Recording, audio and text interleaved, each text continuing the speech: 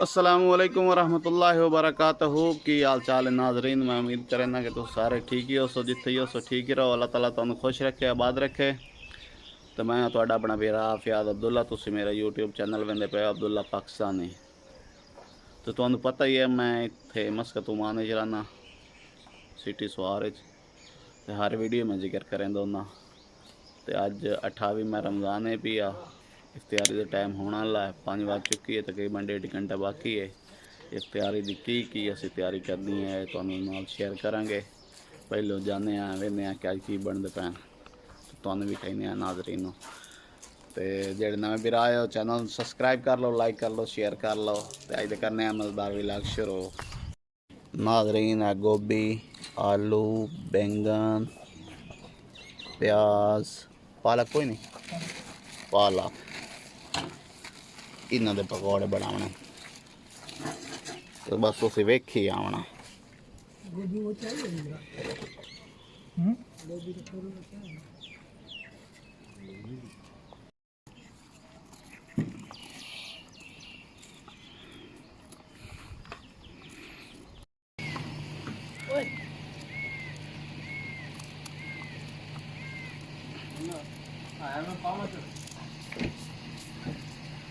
जी है इमरान जी है।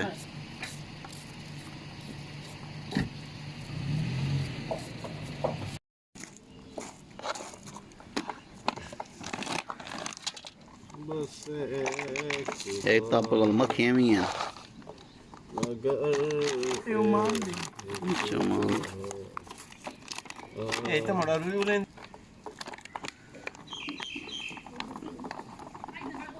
वे सोने है इमरान। नहीं तू अन्ना तेन को नहीं पता भाई वैसे ये वे संभन दा किश दा चने दा सफेद चने बस हूँ तू किश पावनी इमरान।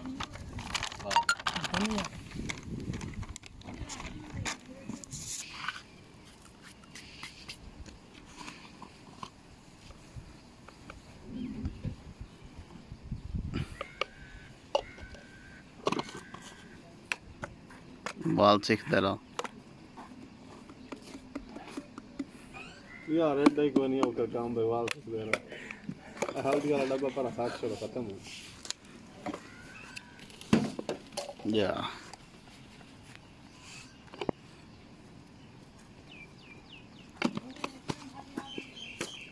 दिफा कर रहा था।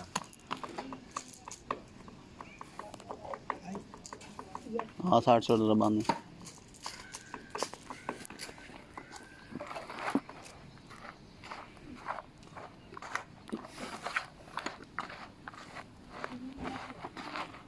तुम्हें समझ ज्यादा नहीं लगता है ना थोड़ा जे बचदा है चलो ये दे विच पानी जड़े रन तलना है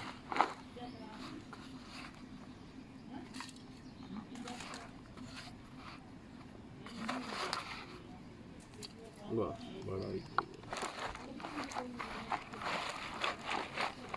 ये डाल दे तो पैन यार 2 तरीके मसाला साड़ा तैयार हो चुका है। तो हम तलाई करने लगे हैं। माशाल्लाह माशाल्लाह कितने प्यारे लग रहे हैं।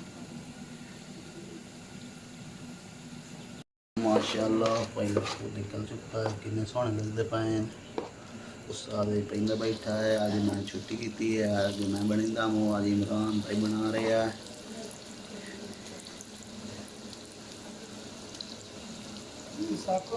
सिखाया है इमरान मेरा शिगिर पकौड़े का की सिखावा होता भाई रेसिपीज दा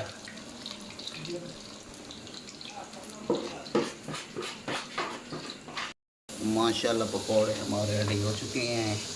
क्या कितनी खूबसूरत फ्लावर ये किस बन रही है।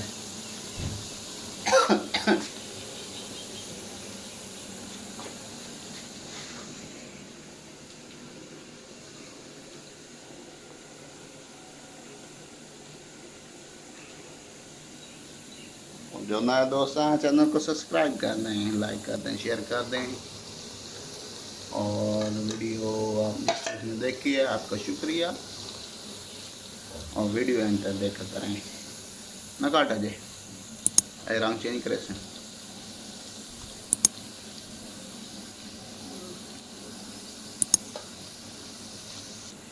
तो हमारी चिप्स भी तैयार हो चुकी है।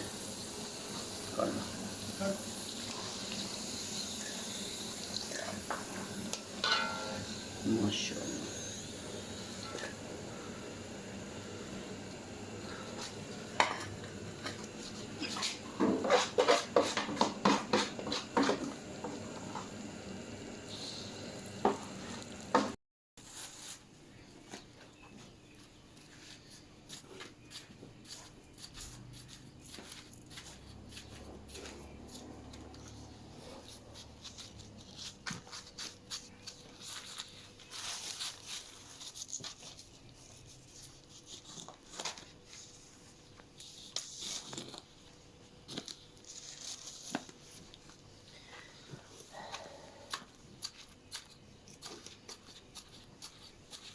बड़े के रखी कम की बैठे राशे कोई अगे नहीं है कटिंग दा अच्छा तो कदी नहीं कीता है ए विच काट ओ यार डिवाइड हो जासी ना यार तू से दे विच काटना सारा सारा पानी में लो दिया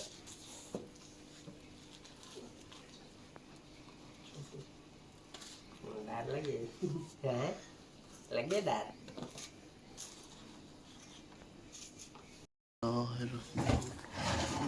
ओए ओ जग चा ले आगा सादे भी ला के